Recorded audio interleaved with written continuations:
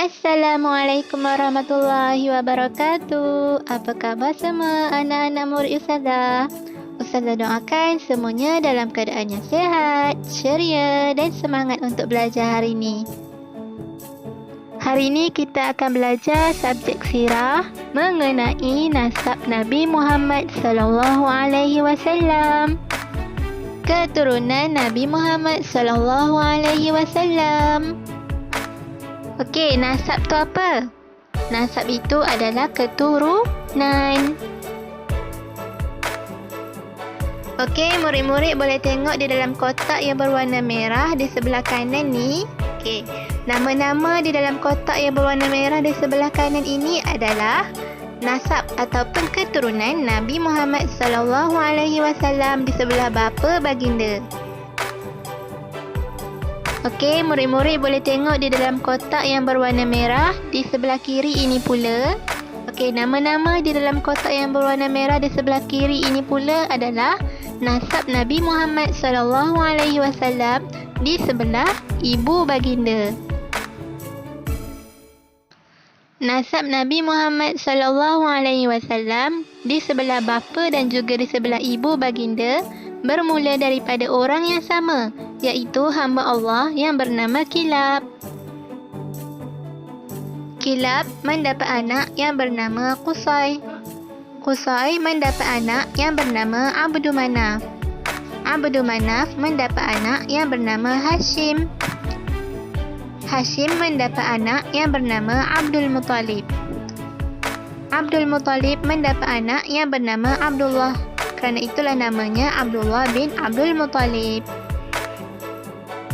Kilab juga mempunyai anak yang bernama Zuhrah. Zuhrah mempunyai anak yang bernama Abdul Manaf. Abdul Manaf mendapat anak yang bernama Wahab.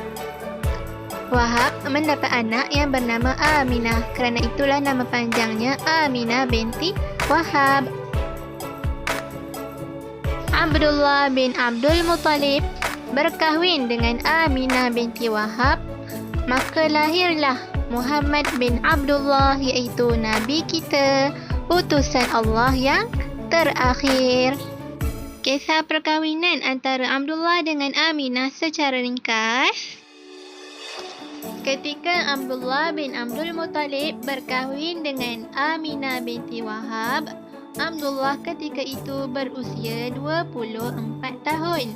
Beliau juga dikenali sebagai seorang pemuda yang tegap dan tampan serta mempunyai jiwa yang bersih.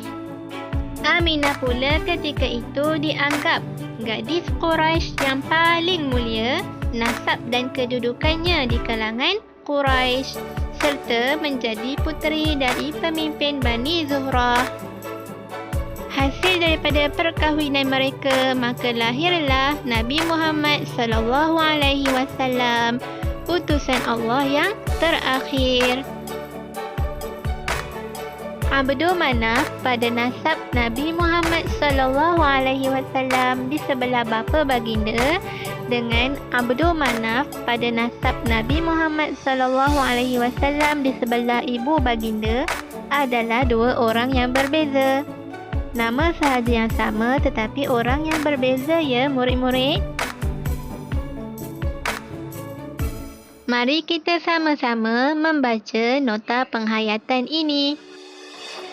Pertama, orang yang berakhlak mulia akan dihormati masyarakat. Kedua, kita perlu sentiasa menyayangi dan berbakti kepada kedua ibu bapa. Kenapa kita perlu menyayangi dan berbakti kepada kedua ibu bapa? Kerana merekalah yang telah menjaga dan mendidik kita sejak kita kecil. Ketiga, setiap anak perlu mendoakan keampunan kepada kedua ibu bapa. Seterusnya, umat Islam perlu memuliakan Nabi Muhammad sallallahu alaihi wasallam dan nasab baginda. Seterusnya, setiap Muslim perlu memperbanyakkan selawat ke atas Nabi Muhammad sallallahu alaihi wasallam. Mengapa? Kerana dengan memperbanyakkan selawat ke atas Nabi Muhammad sallallahu alaihi wasallam, kita akan memperoleh syafaat daripada baginda di akhirat nanti. Okey, sampai di sini sahaja. Assalamualaikum.